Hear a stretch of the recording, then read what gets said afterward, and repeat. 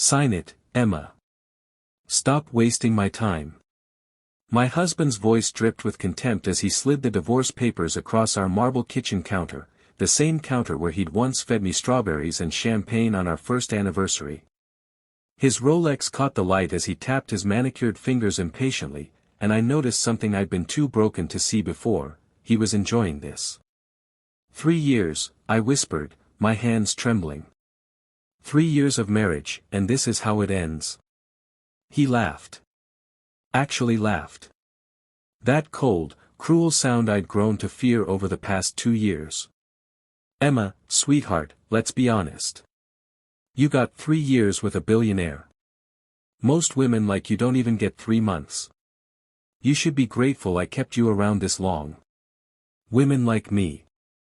Those 3 words stabbed deeper than any knife could. I was a teacher. A simple middle school English teacher who made $38,000 a year. And according to my husband, according to the man who once promised me forever, that made me worthless. But as I sat in that courtroom 3 weeks later, watching his smug face twist into something I'd never seen before, watching the judge read words that made him go pale as a ghost, I realized something. My father had taught me one final lesson from beyond the grave. And it was about to change everything. 5 years ago, I thought I'd met my fairytale prince. Marcus Wellington III walked into Henderson Middle School wearing a suit that probably cost more than my car, looking completely out of place among the hand-painted murals and bulletin boards covered in gold star stickers. He was there for career day, one of those wealthy volunteers who gave an hour to feel good about themselves. I was in the teacher's lounge, grading papers with my second cup of terrible coffee, when Principal Hoffman introduced us. Emma, this is Marcus Wellington. He's agreed to speak to our 8th graders about entrepreneurship. Could you show him to the auditorium? I looked up, ready to give my standard polite but efficient greeting, and froze. He was beautiful. Not just handsome, beautiful in that way that shouldn't exist in real life. Dark hair perfectly styled, jawline sharp enough to cut glass, and eyes. God, his eyes were the color of expensive cognac, warm and intense and fixed completely on me. Emma, he said slowly, like he was tasting my name. That's a beautiful name. I felt my cheeks flush. Thank you, Mr. Wellington. If you'll follow me. Marcus, he interrupted, his smile widening. Please. Mr. Wellington is my father. That day, he spoke to my students about building his tech empire from the ground up, about risk and reward and following your passion. The kids were mesmerized. But the whole time, I felt his eyes drifting back to me, standing at the side of the auditorium. After his talk, he approached me directly. Do you have a card? I'd love to make a donation to your classroom. Oh. I fumbled for one of my plain business cards, suddenly self-conscious of how simple they were. That's very generous. He took the card, his fingers brushing mine for just a moment. The generosity would be if you let me take you to dinner. To discuss further, educational opportunities. I should have known better. I should have seen the red flags, a billionaire asking out a middle school teacher. But his smile was so warm, so genuine, and I'd been alone for so long since Dad passed away 2 years earlier. Okay, I heard myself say. That Friday, he picked me up in a car I couldn't even name, something sleek and black that probably cost more than I'd make in 10 years. He took me to La Bernardine, a restaurant I'd only read about in magazines, where the menu didn't have prices and the waiter knew Marcus by name. Order anything you want, he told me, reaching across the white tablecloth to take my hand. Tonight is about getting to know you, Emma. The real you. And God help me, I believed him. Over the next 6 months, Marcus courted me like something out of a romance novel. Flowers delivered to my classroom every Monday, not just roses, but exotic orchids and peonies and arrangements that made the other teachers stop and stare. Weekend trips to his beach house in the Hamptons. Broadway shows in private boxes. Midnight walks through Central Park where he'd kiss me under the stars and tell me I was different from every other woman he'd met. You're real, he'd whisper against my hair. You're not interested in my money or my name. You just see me. And I did see him. Or at least, I thought I did. I saw the man who sat in my tiny apartment, eating takeout on my thrift store couch, and acted like it was the best meal he'd ever had. The man who came to my school's talent show and cheered louder than anyone when my student performed a spoken word poem. The man who held me while I cried on the anniversary of my father's death and never once made me feel weak for grieving. Your father sounds like he was an incredible man, Marcus said that night, stroking my hair. A janitor who worked 3 jobs to put you through college. That's more impressive than any business empire. Those words, those beautiful, lying words. After a year of dating, he proposed on the rooftop of his penthouse, with the entire New York skyline glittering behind him. Emma Rodriguez, he said, down on one knee with a ring that caught the light like a fallen star, you've shown me what really matters in life. Not money or power or status, just love. Real, honest, unconditional love. Will you marry me?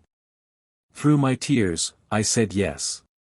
The wedding was a dream, a small, intimate ceremony at his family estate, with roses and string lights and vows that made even his stoic mother cry.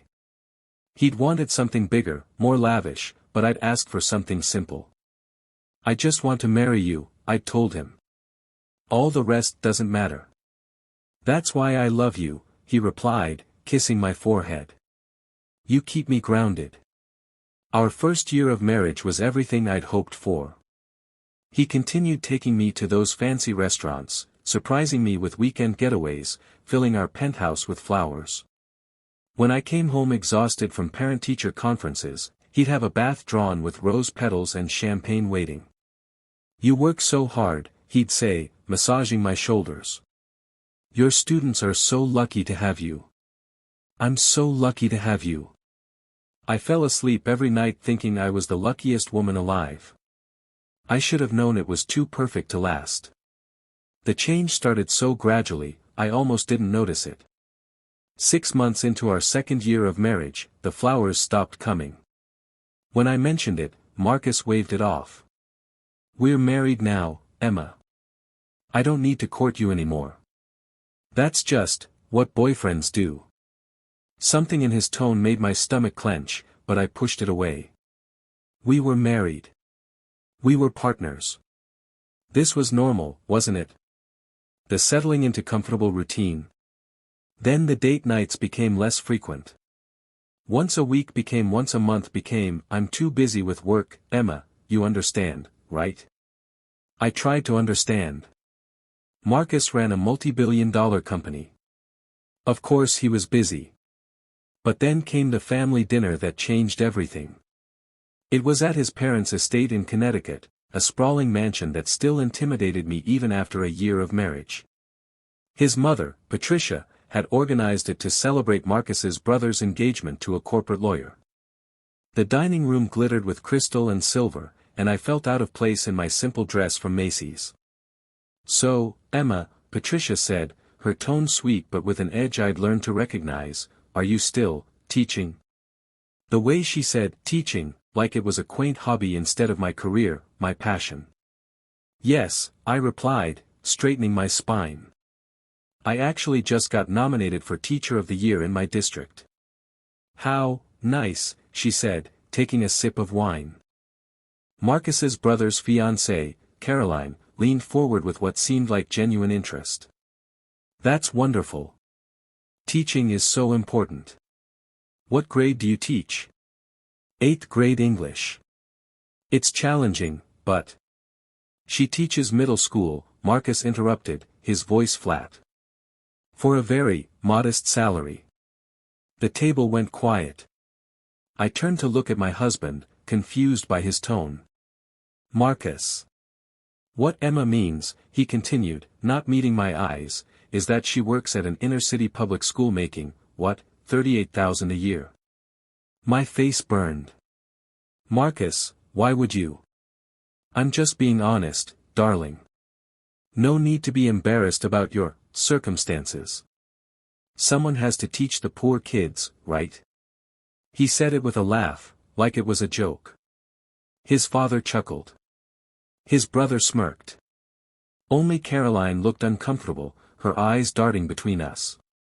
I sat frozen for the rest of that dinner, barely tasting the 5-course meal that probably cost more than my monthly salary. My husband who'd once told me my career was admirable, had just mocked me in front of his entire family. On the drive home, I tried to talk to him. Why did you say those things? You know how much my job means to me. Oh, don't be so sensitive. He didn't even look away from the road. I was just making conversation. You humiliated me, Marcus. Finally, he glanced at me, and for just a moment, I saw something cold in his eyes. Something I'd never seen before. Emma, let's be realistic. You married a billionaire. My family wonders why I chose a public school teacher when I could have had anyone. Sometimes I wonder the same thing. The words hit me like a physical blow. What? You should be grateful, he continued, his voice matter of fact. I married you out of love, not because you brought anything to the table. The least you could do is not be so sensitive about reality. I spent that night crying in our guest bathroom, my face pressed against the cool tile, wondering what had happened to the man I married. It only got worse from there. At his company's charity gala 2 months later, someone asked what I did for work. Before I could answer, Marcus cut in, Emma's a teacher. Very noble, very quaint. Someone has to educate the masses, right? His colleagues laughed. I wanted to disappear. At his best friend's wedding, when I wore a dress I'd saved up for months to buy, that's quite a dress, Emma. Very budget chic. At Thanksgiving with his extended family, no, Emma doesn't really understand business. She spends her days with children. Simple work for simple minds. Each comment chipped away at me. Each laugh from his friends felt like a knife. And every time I tried to confront him at home, he'd turn it around. You're too sensitive. It was just a joke. You need to develop thicker skin. I married you despite your background, the least you could do is not embarrass me with your insecurity. I started dreading social events. Started feeling sick before his family dinners. Started believing, just a little bit, that maybe he was right. Maybe I wasn't enough. Maybe I should be grateful he'd chosen me at all. Then came the day I discovered the cheating. I came home early from a professional development day, excited because I'd finally been promoted to head of the English department. I couldn't wait to tell Marcus, maybe this would make him proud of me again. Maybe this would bring back the man who used to love my ambition. I heard voices from his study, his voice, and a woman's laugh. High-pitched. Flirtatious. My hand froze on the doorknob. She has no idea, Marcus was saying. God, I can't believe I've kept this act up for almost 3 years. You're terrible, the woman giggled. But when are you going to leave her? I'm tired of being your secret. Soon, Vanessa. Very soon. The prenup I had her sign gives her nothing. She was so stupidly in love, she signed everything I put in front of her without even reading it. Can you imagine? They both laughed. And her father's property, the woman asked. All mine. I made sure of that. She signed it over as collateral for our joint investment portfolio. The stupid woman didn't even question it. I mean, what was it even worth? A piece of land in some forgotten neighborhood, left by her janitor father. My blood turned to ice. You're evil, Vanessa purred, clearly delighted. I'm practical. Look, the first year was necessary, had to play the part for the press. Billionaire marries teacher made great headlines. Great for my image. Made me look down to earth and relatable. But now, I've gotten everything I need from this marriage. Time to upgrade. I backed away from the door silently, my vision blurring with tears. But I didn't cry. Not yet. I walked out of that penthouse, got in my car, and drove aimlessly for hours. Everything made sense now. The sudden change. The cruelty. The public humiliation. I'd never been his wife. I'd been his publicity stunt. And now he was going to take everything, including the last piece of my father I had left. That night, I didn't go home. I couldn't face him. Couldn't stand to see his face and know the truth while he continued to play his role. Instead, I went to the one place I'd always felt safe, my old neighborhood, to the small community center near my father's property, the 1 acre of land in a developing area of Queens that was all he'd left me. I sat in my car across the street from it, staring at the chain-link fence and the weathered, private property, sign, and cried for the first time since I'd heard those words from Marcus's study. My father, Miguel Rodriguez, had been a janitor at Columbia University for 30 years. 3 jobs, endless double shifts, all so I could go to college without debt. He died of a heart attack 2 years before I met Marcus, worked himself literally to death to give me a better life. And I'd signed away his legacy without even reading the fine print. God, Daddy, I whispered to the empty car, I'm so sorry. I'm so stupid. You worked so hard, and I just gave it away to a man who never loved me. My phone buzzed. Marcus. Where are you? We need to talk. I didn't respond. Instead, I scrolled through my contacts until I found a name I hadn't called in months, Rebecca Chin. Rebecca was the mother of one of my former students, Jamie, a girl I'd taught 3 years ago. Jamie had been struggling with severe bullying, and I'd spent countless hours after school working with her, building her confidence, helping her find her voice through writing. When the bullying escalated to physical violence, I'd been the one who documented everything and pushed the school to take action. Rebecca was a family law attorney who specialized in divorce cases, particularly helping women escape from financial abuse. After everything was resolved with Jamie, she told me, Emma, if you or anyone you know ever needs help, call me. Day or night. You saved my daughter's life. I'll never forget that. At 10 p.m. on a Tuesday night, I called in that favor. Emma? Rebecca answered on the second ring, concern immediately in her voice. Is everything okay? No, I said, my voice breaking. No, it's really not. I need help, Rebecca. I need a divorce attorney. 20 minutes later, I was sitting in Rebecca's home office, a cup of tea in my trembling hands, telling her everything. The fairy tale beginning. The gradual cruelty. The overheard conversation. The documents I'd signed without reading. Rebecca listened without interruption, her expression growing darker with each detail. When I finished, she was quiet for a long moment. Emma, she finally said, I'm going to be honest with you. This is bad. If you signed a prenuptial agreement giving up rights to marital property, and if you signed over your father's land as collateral, getting anything back will be incredibly difficult. My heart sank. So he wins. He gets everything, and I get nothing. I didn't say that. Rebecca leaned forward, something fierce in her eyes. I said it will be difficult. Not impossible. First, we need to get copies of everything you signed. Every document. Then I need to do some research into your father's estate and that property. Why? It's just an acre in Queens. My dad bought it in the 80s for almost nothing. It's probably not even worth much. Let me look into it, Rebecca interrupted. In the meantime, I need you to do something for me. Can you do that? I nodded. Go home. Act normal. Don't let Marcus know you suspect anything. If he's planning to divorce you, let him think he's in complete control. Men like him get sloppy when they think they've already won. I don't know if I can face him, I whispered. You're stronger than you think, Rebecca said firmly. You've spent 3 years teaching kids to find their voice and stand up for themselves. Now it's time to do the same thing for you. Going home that night was one of the hardest things I'd ever done. Marcus was waiting up, sitting in the living room with a glass of scotch, his expression annoyed. Where the hell were you? He demanded.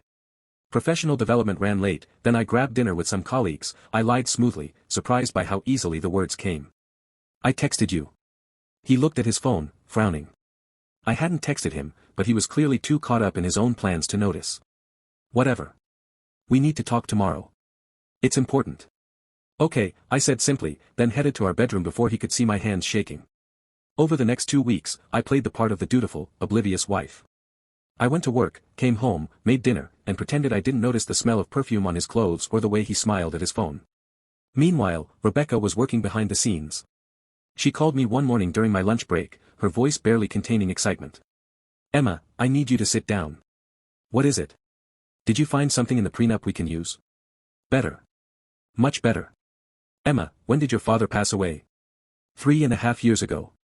Why? And you were his only child? His only heir? Yes, but Rebecca, I don't see.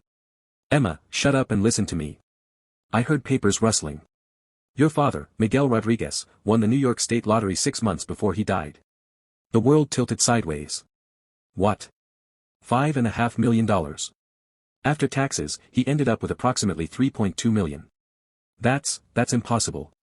My father lived in the same rent-controlled apartment until he died. He drove a car from 1998. He never told you, Rebecca confirmed. According to the records I found, he put everything in a trust. A trust specifically for you, with very specific instructions. He set it up with a lawyer named Howard Chen, no relation to me, and the trust was designed to mature 3 years after his death. My mind was reeling. 3 years, that's now. That's right now. Exactly. And here's the crucial part, Emma. Your father wrote a letter to be delivered with the trust documents. Howard Chen's office has been trying to reach you for 6 months, but you changed your name when you got married. They couldn't find an Emma Wellington because they were looking for Emma Rodriguez. Oh my God. There's more. That property in Queens. Your father bought it in 1982 for $12,000. Do you know what it's worth now? Maybe $50,000. Try $2.7 million. That area has been completely redeveloped. There's a major shopping center going in 2 blocks away. Your father's property is right in the sweet spot. Developers have been trying to buy land there for years. And Emma, this is the beautiful part, the property is in your name. Just your maiden name. It was never part of marital assets because it was inherited property that you owned before the marriage. I couldn't breathe. Couldn't process what I was hearing. How much? I whispered. How much is everything worth? The trust plus the property value? You're looking at approximately $5.9 million. All in your name. All protected from marital asset division because of how your father structured everything. My father. My brilliant, hardworking, beautiful father who I'd thought left me with nothing but love and memories. He knew, I breathed. Somehow, he knew I'd need this. Emma, there's a letter. From your father. Howard Chen has it. I think you need to read it. That evening, I sat in Howard Chen's office, a man in his 70s with kind eyes and my father's letter in my trembling hands. My dearest Emma. If you're reading this, I'm gone, and 3 years have passed. I hope they were 3 happy years. I hope you found love, success, and all the joy you deserve. But I'm your father, and I know you. You have the biggest heart of anyone I've ever known. You see the best in everyone. And sometimes, hija, that means people can take advantage of you. 6 months ago, I won some money. A lot of money. More than I ever dreamed of having. My first instinct was to tell you right away, to share this blessing. But then I thought about all the people who might suddenly appear in your life if they knew. All the men who might see dollar signs instead of your beautiful soul. So I made a plan. I put everything in a trust that you can't access until 3 years after I'm gone. Long enough for you to build your life, fall in love for real if that's your path, and stand on your own 2 feet. If you're married to a good man by then, this money will be a wonderful surprise to build your future together. If you're married to a man who's only with you for money, well, he'll never see it coming. The property in Queens, I always told you it was just a small lot, nothing special. I lied, mi amor. I knew that area would develop. I knew it would be worth something someday. And I made sure it's yours, only yours, protected in ways that a father can protect his daughter even when he's not there anymore. I worked 3 jobs my whole life so you could go to college, so you could be a teacher, so you could help other people's children the way you've always wanted to. I never wanted you to have to marry for money or security. I wanted you to marry for love. If you're reading this and you're happy, truly happy, then keep this money as a safety net. A gift for your future. But if you're reading this and you're in trouble, if someone is hurting you or using you or making you feel small, then use every penny of this to be free. You are worth more than gold, Emma. You are worth more than any amount of money. You are kind and passionate and brilliant, and you deserve someone who sees that every single day. I love you always. Poppy. I sobbed in that office. Rebecca held me while I cried for my father, for the man I'd lost, for the man who protected me even from beyond the grave. And I cried for the life I was about to leave behind. 2 days after I read my father's letter, Marcus asked me to sign the divorce papers. He did it over breakfast, sliding them across the table while I was eating toast, like he was asking me to sign for a package. I think we both know this isn't working, he said casually, not even looking up from his phone. I've had my lawyers draw up the paperwork. It's all very straightforward. Sign it, and we can both move on with our lives. I looked down at the papers. At his signature already there, bold and confident. At the tiny line where mine should go.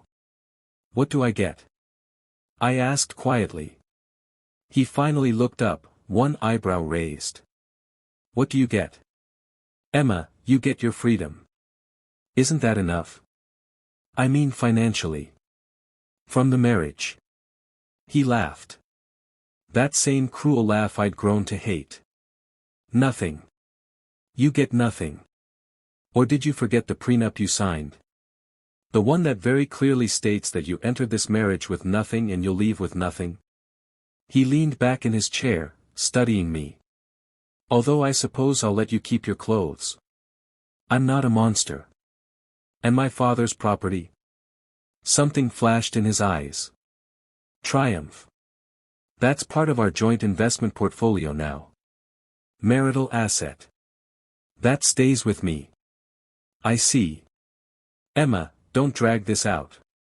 His voice had an edge now. You should be grateful I gave you 3 years in this lifestyle. Most women in your position would kill for that opportunity. You got to live like a queen for a while. Now it's over. Sign the papers. I picked up the pen. Watched his face light up with satisfaction. There's the smart girl I married, he said mockingly. See? This doesn't have to be hard. I need a few days, I said, putting the pen down. To think about it. Process everything. His expression darkened. Emma. A few days, Marcus. That's all I'm asking. Then I'll sign whatever you want. He studied me for a long moment, clearly debating whether to push. But I saw him decide I wasn't worth the fight. Fine. A few days. But that's it. I'm not waiting around forever. That afternoon, I met with Rebecca and signed my own set of papers. Divorce filing papers. With a full accounting of my actual assets, the trust, the property value, everything my father had left me. He's going to lose his mind, Rebecca said with a small smile. Are you ready for that? I'm ready for it to be over, I replied. The court date was set for 3 weeks later. During that time, Marcus grew increasingly impatient, texting me daily about signing his papers. I stalled, making excuses, acting confused and overwhelmed.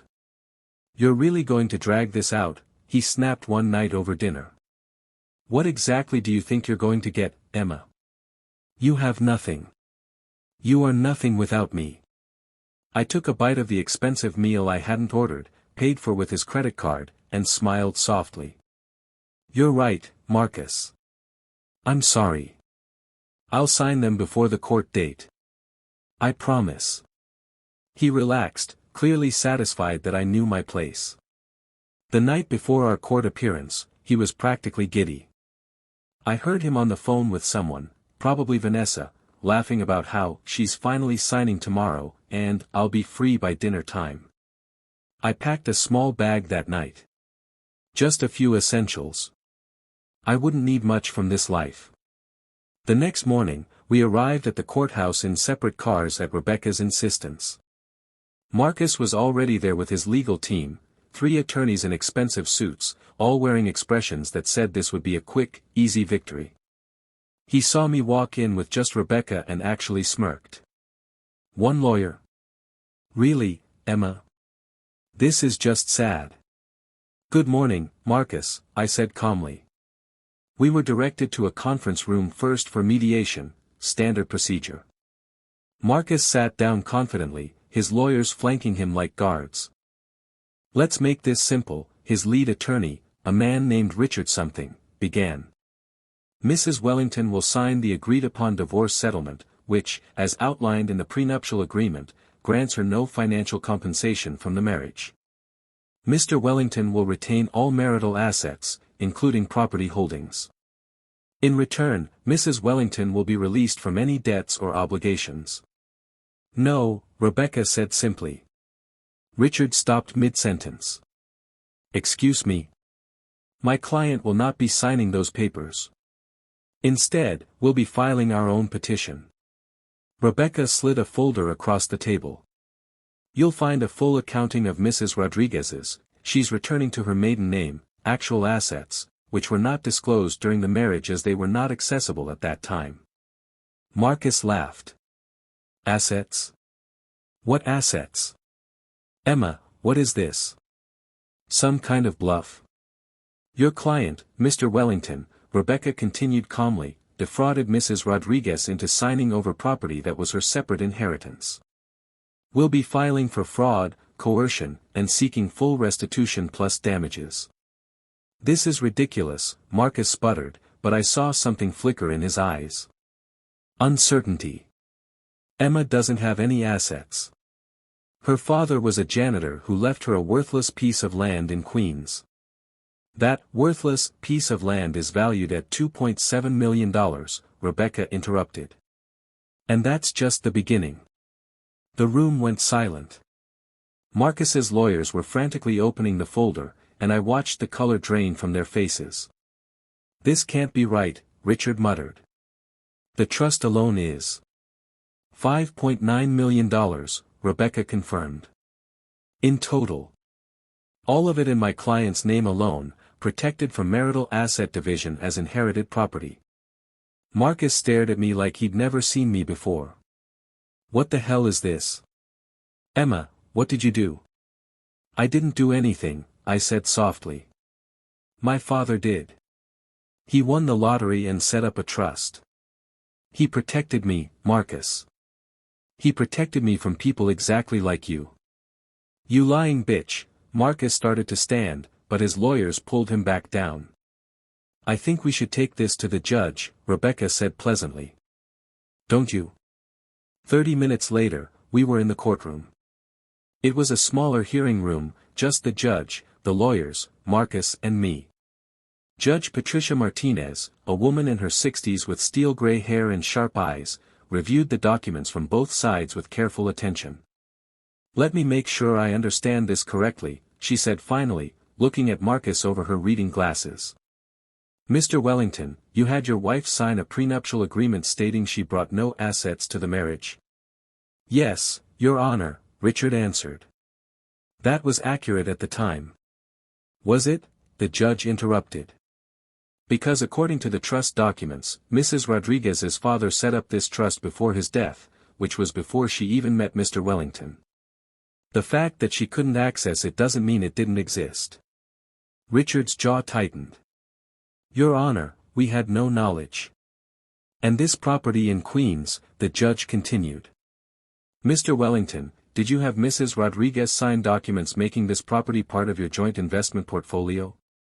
Your Honor, that was a standard, Richard began. I'm asking Mr. Wellington. Marcus shifted uncomfortably. Yes. But it was worth nothing at the time. Just a piece of land her father left her. I was doing her a favor, actually, including it in our investments. A favor? The judge's voice could have cut glass. Mr. Wellington, this property was Mrs. Rodriguez's inheritance. Her separate property. And you had her sign it over to you, telling her it was for joint investment purposes. Is that correct? Yes, but. And were you aware that this property had significantly increased in value?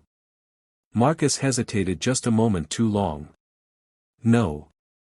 You're lying, I said suddenly. Everyone turned to look at me.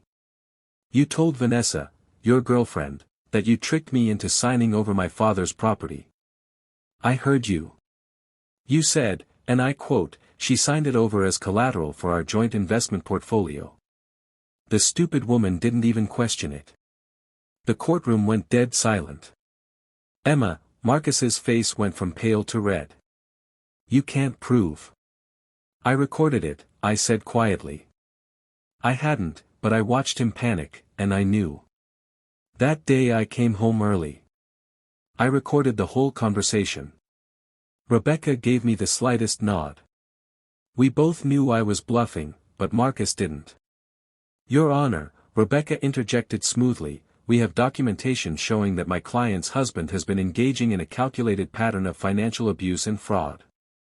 We're seeking full return of the Queen's property to Mrs. Rodriguez, plus we're requesting half of all marital assets acquired during the marriage, as well as damages for emotional distress and fraud. Judge Martinez looked at Marcus with undisguised disgust. Mr. Wellington, I've seen a lot of ugly divorces in my 30 years on the bench. But I have to say, this one takes the cake. She looked down at the papers again. Here's what's going to happen. The Queen's property will be immediately returned to Mrs. Rodriguez's name alone. The prenuptial agreement is void due to fraud and coercion. Mrs. Rodriguez is entitled to half of all marital assets acquired during the marriage. Your Honor, you can't, Richard started. I can, and I am. Furthermore, Mr. Wellington, I'm ordering you to pay Mrs. Rodriguez's legal fees and awarding her an additional $500,000 in damages for fraud and emotional distress. Marcus shot to his feet. This is insane. She's a nobody. A teacher who was living in a one-bedroom apartment when I found her. I gave her everything. You gave her nothing but cruelty and lies, the judge snapped. And from what I can see in these documents, she brought significantly more value to this marriage than you did. At least she brought honesty and integrity. Your Honor, Marcus tried again, his voice desperate now, please. There has to be some mistake. Emma, please, we can work this out. We're done, Marcus, I said, my voice steady. I heard everything you said about me. About my father. About how you married me for publicity and planned from the beginning to take everything. We're done. The judge banged her gavel. This hearing is concluded. I'll have the full divorce decree and asset division documentation prepared within 2 weeks. Mr. Wellington, I suggest you have your financial team ready to comply with this order. Immediately. Marcus just stood there, his mouth opening and closing like a fish out of water, his lawyers frantically whispering to each other. The great Marcus Wellington III, billionaire entrepreneur, undone by the simple teacher he'd underestimated. As we left the courtroom, I felt lighter than I had in years. I was walking toward my car in the courthouse parking lot, Rebecca beside me discussing next steps, when I heard him. Emma. Emma, wait. I turned to see Marcus running toward me, his expensive shoes slapping against the pavement, his perfect hair disheveled for the first time since I'd known him. His lawyers were trying to catch up behind him, calling his name, but he ignored them. He reached me, breathing hard, and did something I never thought I'd see. He fell to his knees. Right there in the parking lot, in his $5,000 suit, Marcus Wellington III got down on his knees in front of me. Please, he gasped. Emma, please. We can fix this. I was wrong. I was so wrong. I love you, I've always loved you. I was scared. Scared of how much I felt for you. I pushed you away because I didn't know how to handle real love. I stared down at him, this man who had spent 2 years systematically destroying my self-worth, now groveling at my feet. Please, he continued, grabbing at my hands. I pulled them away. I'll do anything. Therapy, counseling, whatever you want. I'll tell everyone how amazing you are. I'll support your teaching career. Emma, I'll give you everything. More than the judge ordered. Just, please. Don't leave me. People were stopping to stare. His lawyers had caught up, standing at a respectful distance, clearly mortified. Marcus, I said softly, stand up. Not until you say we can try again. Stand up. Something in my voice made him obey. He rose slowly, his eyes desperate, searching my face for any sign of weakness. Do you know what the worst part was? I asked him, my voice calm and steady. It wasn't the insults. It wasn't even the cheating. It was that day I overheard you on the phone. His face went pale. Emma, I didn't mean. You said I was easy to deceive. That I was cheap. That my father who worked himself to death so I could have a better life, that his property was worthless. You laughed about it, Marcus. You laughed about tricking me. I was just talking. I didn't. You told Vanessa that you married me for publicity. That the first year was all an act. That, billionaire marries teacher, made great headlines. I felt tears prick my eyes, but I didn't let them fall. Do you know what that did to me? Finding out that every moment I thought was real, every time I thought you loved me, was just performance. It wasn't all fake, he said desperately. In the beginning, I really did. Love me? No, Marcus. You never loved me. You loved the idea of me. You loved how I made you look. But the real me? The teacher who loves her job, who comes from a working-class family, who doesn't care about fancy restaurants or designer clothes. You hated her. You spent 2 years trying to make me hate her too. I can change, he pleaded. Emma, I swear, I can be the man you married again. Better than that man. I'll prove it to you. Just give me a chance. I looked at him, really looked at him, and realized something. He didn't want me. He wanted what I represented. And more importantly, he wanted what I now had. The money. The assets. The fact that I'd beaten him at his own game. I overheard something else that day, I said quietly. You said, I can't believe I've kept this act up for almost 3 years. Do you remember that? He didn't answer, but his face told me he did. The truth is, Marcus, I don't think you ever stopped acting. I think every word out of your mouth is calculated. Every emotion is performed. And even now, on your knees in a parking lot, I think you're acting. You're just trying a different role, the repentant husband instead of the cruel one. That's not true. Which Marcus is real? I interrupted. The one who bought me flowers and told me my career was admirable. The one who mocked me at dinner parties and called my father a worthless janitor. Or this one, begging for another chance. Because from where I'm standing, they're all just masks. And I'm tired of trying to figure out who you really are underneath them. Emma. I heard you tell Vanessa that I was stupid for signing documents without reading them. And you were right. I was stupid. Not because I trusted you, but because I let you make me believe I deserved how you treated me. I let you convince me that I was lucky to be with you. That I should be grateful. The tears finally came, but I didn't wipe them away. My father left me a letter. Did you know that? He won the lottery and didn't tell me because he wanted to make sure that when I got married, it would be for love. Real love. Not money, not security, not convenience. He protected me from people like you even after he died. And all this time, I thought he'd left me with nothing. But he left me with everything that mattered, dignity, integrity, and a reminder that I'm worth more than how anyone else values me. Marcus was crying now too, but I didn't feel any satisfaction in it. Just sadness.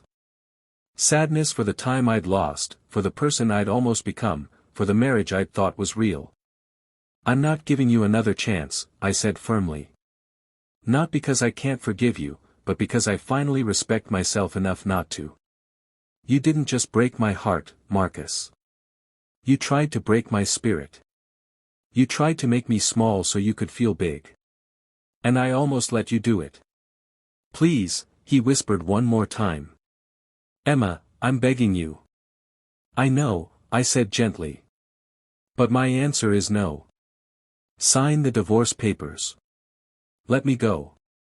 And maybe, if you're capable of it, use this as a chance to become a better person. Not for me. For yourself. And for whoever comes after me. I turned away, Rebecca following me, and walked to my car. Behind me, I could hear Marcus calling my name, his voice breaking, his lawyers trying to calm him down. But I didn't look back. For the first time in 3 years, I was looking forward. 6 months later, I stood in front of my new classroom. Not at Henderson Middle School, though I still volunteered there on weekends. This was the Emma Rodriguez Community Learning Center, a private facility I'd funded with my inheritance, offering free tutoring, mentoring, and educational resources to underprivileged students in my old neighborhood. The center sat on my father's property in Queens. I'd kept the land, refusing multiple offers from developers, and instead built something that would honor his memory and continue his legacy of sacrifice for education. Above the entrance, I'd mounted a plaque. Miguel Rodriguez Memorial Center, because every child deserves a champion. My father's photo smiled down at visitors, him in his Columbia University janitor uniform, the pride and dignity in his eyes that I'd somehow forgotten in my years with Marcus. Ms. Rodriguez? A small voice broke through my thoughts. I turned to see one of my new students, a 12-year-old girl named Sophia. Is it true you used to teach at a regular school? I did, I said, smiling. Henderson Middle School. For 8 years. Why did you start your own school? I knelt down to her level. Because someone once tried to make me believe that teaching wasn't important. That helping kids like you wasn't valuable. And I almost believed him. But my father taught me better than that. He taught me that the most important thing we can do is help others, especially children, find their voice and their strength.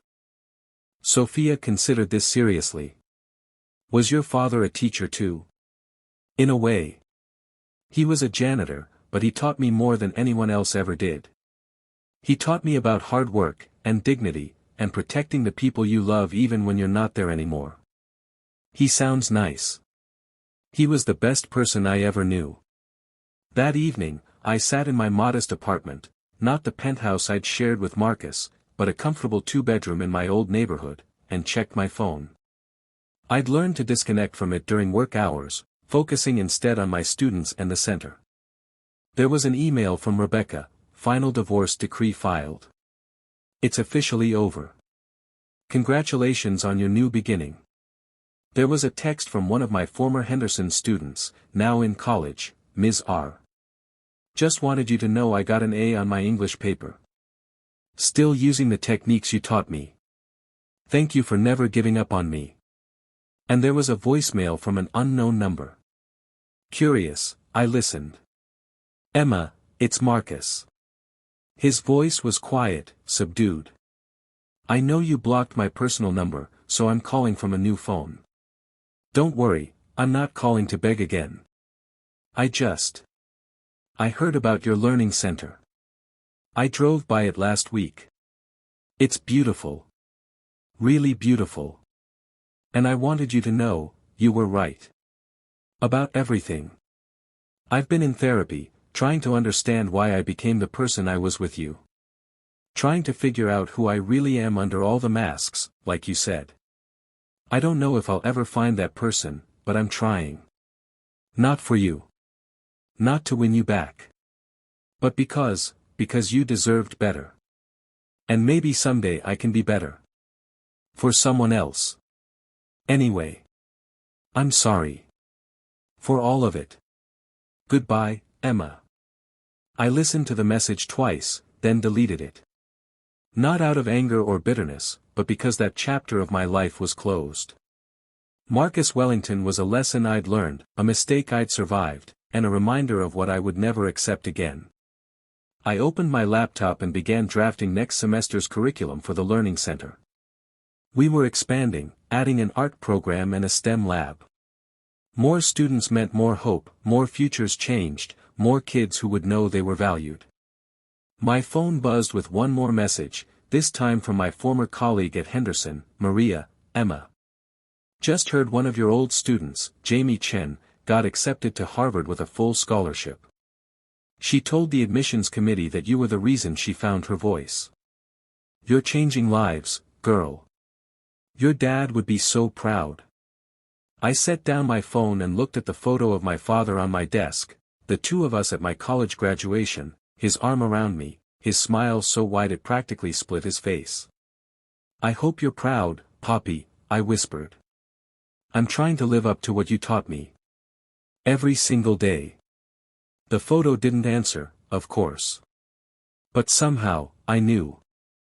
I'd spent 3 years letting someone else define my worth, letting someone convince me that I wasn't enough, that I should be grateful for scraps of affection and basic human decency. But my father had left me more than money or land. He'd left me a reminder that my value wasn't determined by my bank account or my last name or who I married.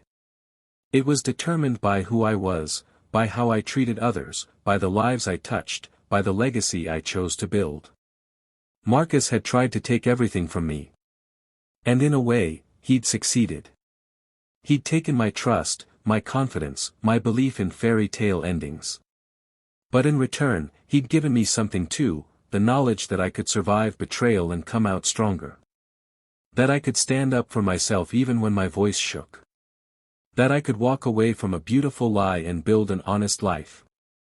I opened my laptop and started a new document. My father's daughter, a memoir. Because maybe my story, our story, mine and my father's, could help someone else.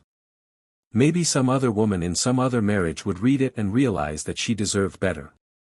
That she was worth more than cruelty disguised as love. And maybe, just maybe, that would be the greatest legacy of all. Thank you so much for watching this story. If it touched your heart or reminded you of your own worth, please hit that like button and subscribe to this channel for more inspiring true stories. Share this video with someone who needs to hear it, someone who might be questioning their value or staying in a situation where they're not respected. Sometimes, we all need a reminder that we deserve love, dignity, and respect. Drop a comment below and let me know, have you ever had someone in your life who protected you even when you didn't know you needed protection? I'd love to hear your stories. And remember, you are not defined by how others treat you. You are defined by how you choose to rise, how you honor those who loved you, and how you use your strength to help others. Until next time, know your worth. Demand your respect. And never, ever settle for less than you deserve.